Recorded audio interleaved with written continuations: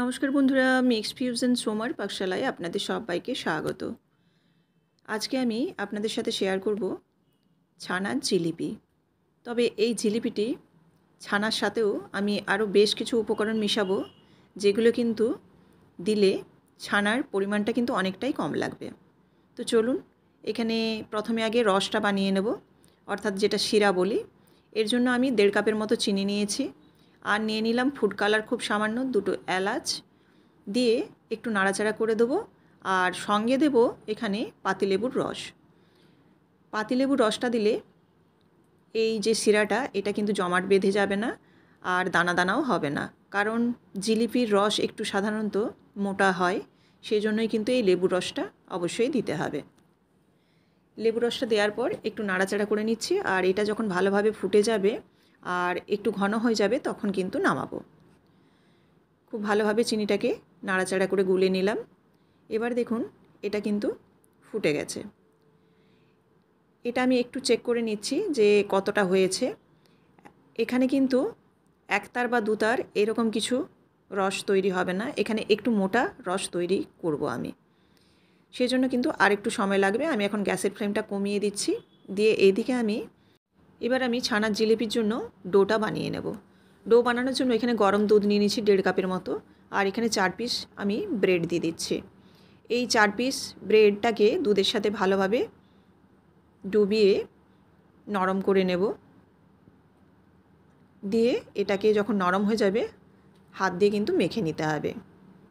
আর এই ছানার জিলিপির ডোটা কিন্তু লুচির থেকে একটু নরম হবে, তবে খুব স্মুথ ডোটা হবে।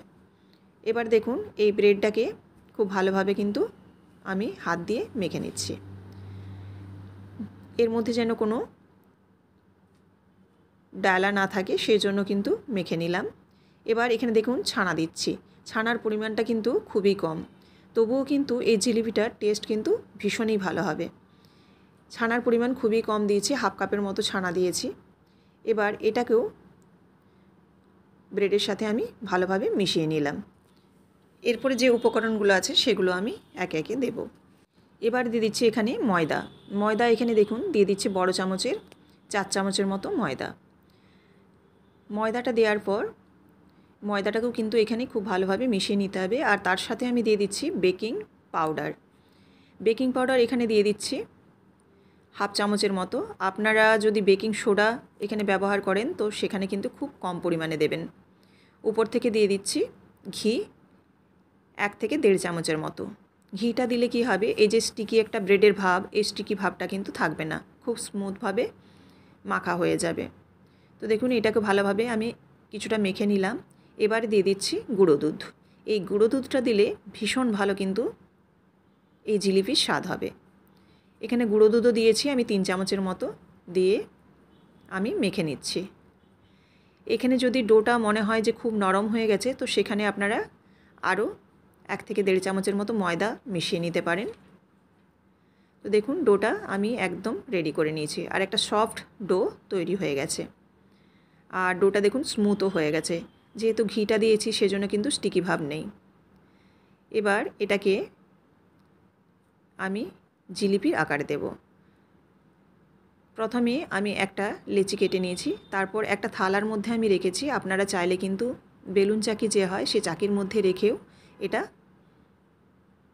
শেপটা তৈরি করে নিতে পারেন। আমি একটা থালার মধ্যে রেখেছি, যেহেতু জায়গাটা বড় সেজন্য কিন্তু এই থালার মধ্যেই রাখলাম।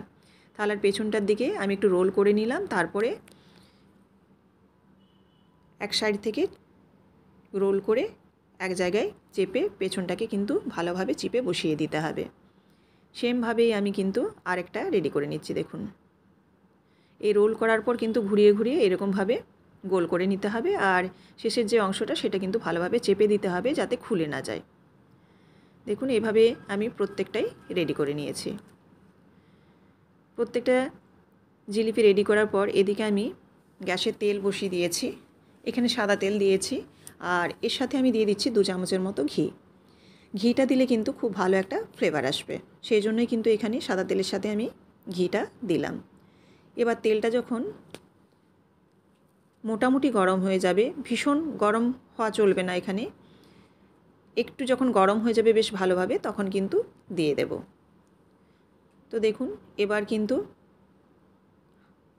সিম জালে অর্থাৎ লো ফ্লেমে এই জিলিপিটাকে ভেজে নিতে হবে।